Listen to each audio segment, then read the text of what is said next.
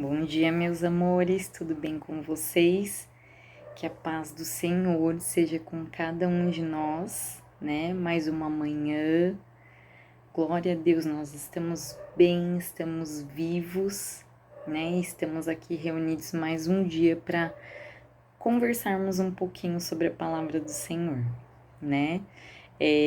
Na realidade, nós mudamos um pouquinho o tema das lições ao longo dessas 3 semanas, hoje mais 2 semanas, porque o nosso livro, na verdade, não está no semestre correto, né? Agora seria algumas lições que dizem respeito ao advento, um pouquinho sobre, né, o Natal. Então, assim, seria pro segundo semestre. Mas nós definimos alguns personagens da Bíblia, né, para nós estarmos conversando um pouquinho sobre esses personagens. Esses personagens que são verídicos, foram pessoas como nós, né, e que têm uma lição de vida, né, uma lição de vida, uma experiência para nós aprendermos e evoluirmos um pouquinho, né? Então, eu peço que vocês abaixem suas cabeças, fechem os olhinhos, que nós vamos primeiramente orar juntos. Senhor nosso Deus, nosso Paizinho, nós te agradecemos por mais um dia de vida, Senhor. Engrandecemos o teu santo nome, Deus, e pedimos perdão, Pai. Perdão porque somos pecadores, perdão porque somos falhos, perdão porque muitas vezes damos prioridade para muitas coisas que não são prioridade para o Senhor. Nós pedimos no nome de Jesus, Senhor, que os nossos sonhos sejam os teus sonhos, que as nossas palavras, o nosso olhar, o nosso pensamento, as nossas atitudes, a nossa vida, Deus, seja toda amparada por Ti, Pai. Seja toda vista por Ti, velada por Ti, cuidada por Ti, Deus. Nós entregamos a nossa vida, o nosso coração, a nossa família, a nossa caminhada para o Senhor. E pedimos, fique conosco, Deus. E no nome de Jesus nós já agradecemos. Amém. Amores, hoje nós vamos conversar um pouquinho sobre José, né? José do Egito. E eu creio que a maioria conhece assim a história dele, né? Eu na verdade até vou mandar um link para vocês, para quem tiver aí um tempinho esses dias assistir o filme, para quem não teve oportunidade de assistir ainda, ou até mesmo rever, né? Pra gente relembrar de uma trajetória muito difícil e muito linda que foi da vida de José, né? Na verdade, há muitas lições para nós aprendermos com a vida de José, né? Não é à toa, né, que a história da vida do José, ela tá na Bíblia constando em cerca de 13 capítulos. Então, assim, é uma história, assim, querendo ou não, longa, né? De Gênesis 37 a 50. E tirem um tempinho, leiam, né? Quem não teve oportunidade de ler, leiam, né? Aí na Bíblia. Se puderem também vejam um filme.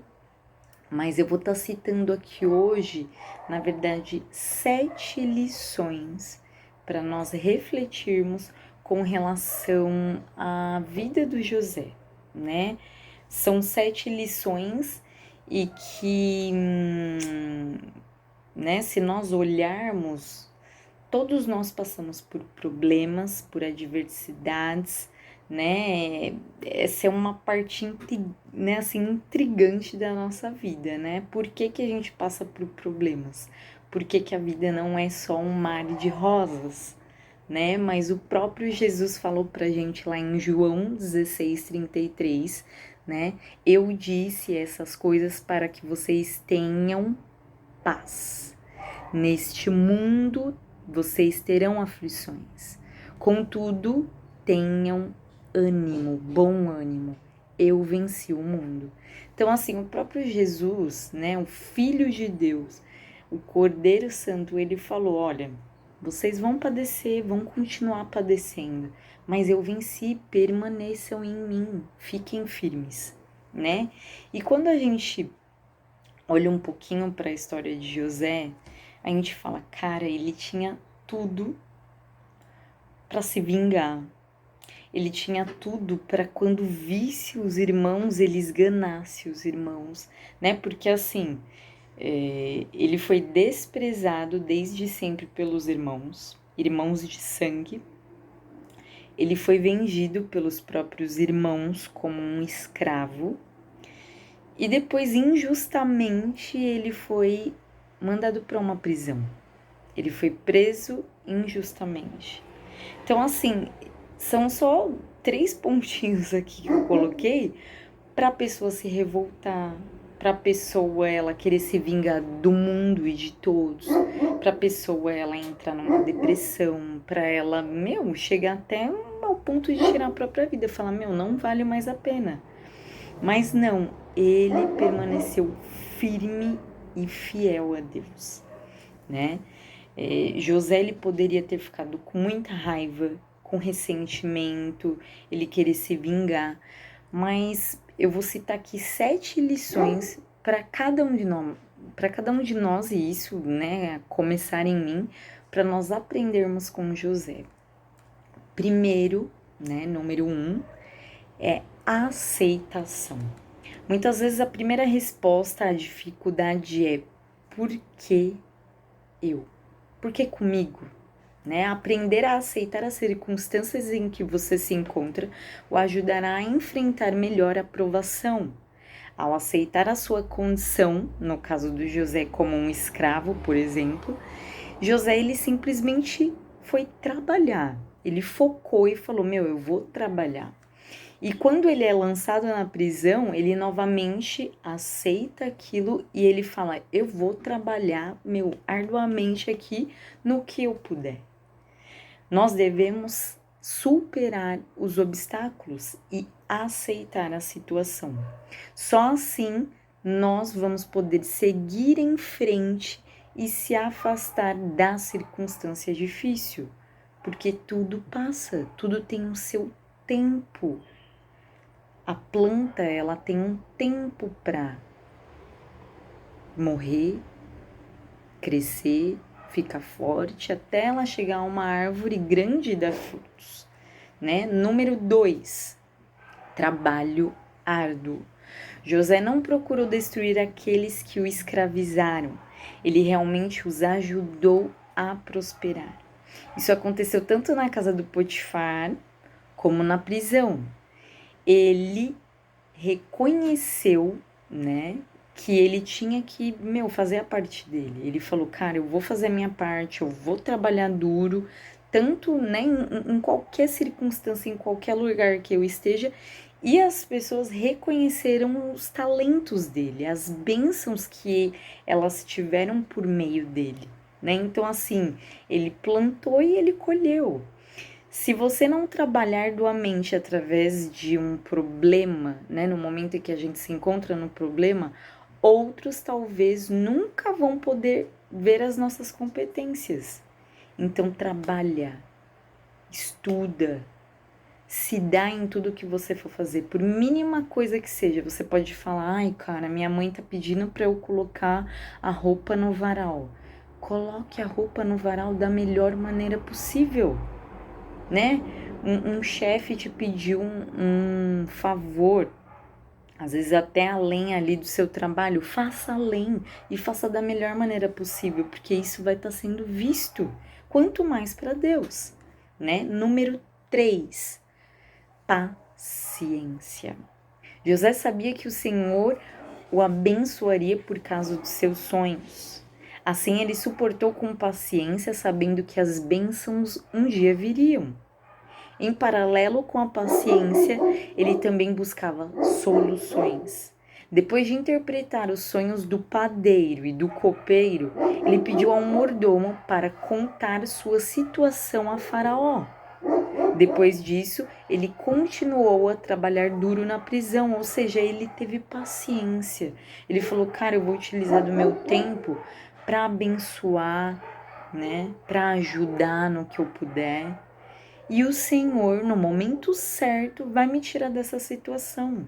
Paciência, não é fácil. Sabe, todos esses pontos que eu tô citando aqui começam para mim, são para você, são para todos nós, né? Independente da idade, independente do lugar que a gente trabalha, independente da situação em que a gente se encontre, né?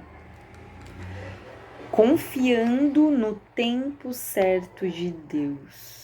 É difícil, não é fácil, né? Mas lembrar que Deus prometeu e Ele é o único fiel para cumprir as promessas que Ele fez. Tenham paciência, né?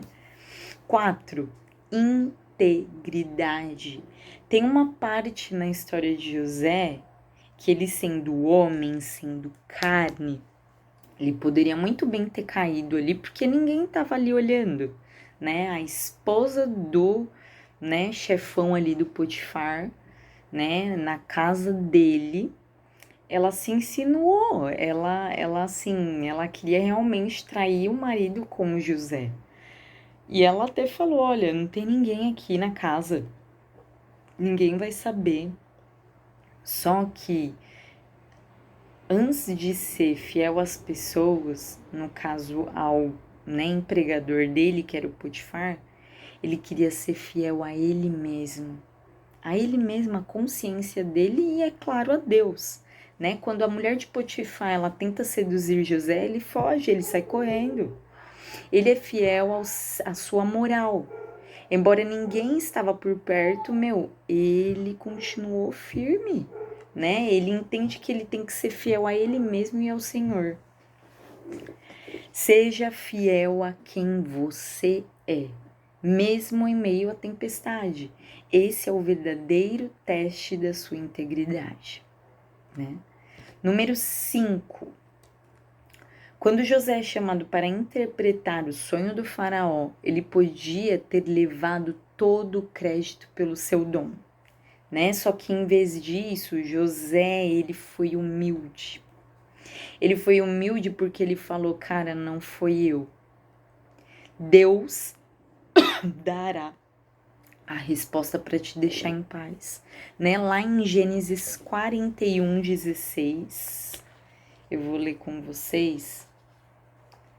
Fala assim, ó. 41:16. Opa. Isso não depende de mim, respondeu José. É Deus quem vai dar uma resposta para o bem do Senhor, ó rei. Ou seja, ele reconheceu, ele falou, ó, não vai ser eu. Ele poderia muito bem falar, ai, ó rei, eu descobri, eu desvendei o seu sonho. Mas não, a todo momento ele fala, é o Senhor, é pelo Deus Todo-Poderoso. É Ele quem vai dar a resposta através de mim para o Senhor. Então, assim, cara, é uma humildade, é reconhecer que Deus é Deus na vida dele, né? Ele fez isso a todo momento, né? Número 6.